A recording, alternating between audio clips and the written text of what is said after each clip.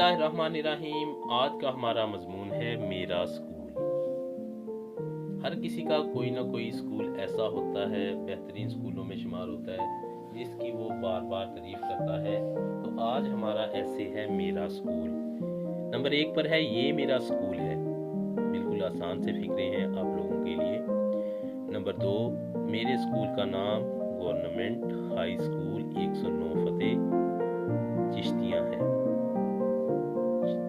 ये आप लोग नाम रिप्लेस कर सकते हैं, अपने स्कूल का नाम यहाँ लिख सकते हैं इस जगह।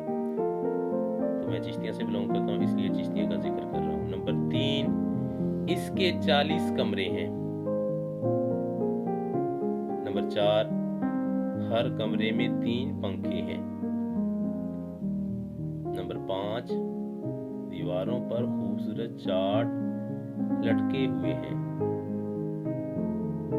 नंबर 6, मेरे स्कूल में बहुत बड़ा हॉल है। हर स्कूल में होता है, लेकिन यहाँ पेपर्स वगैरह होने होते हैं, इसलिए हाई स्कूल में बड़े हॉल्स होते हैं। नंबर 7, मेरे स्कूल में एक लाइब्रेरी भी है। नंबर 8, इसके 4 खेल के मैदान हैं, फुटबॉल का, हॉकी का, बास्केटबॉल का, इसके अलावा टेनिस का, ठीक है, और भी हो सकते हैं। नंबर 9, मेरे स्कूल में 40 असातिज़ा हैं। नंबर 10, मेरा स्कूल मुझे बहुत पसंद है।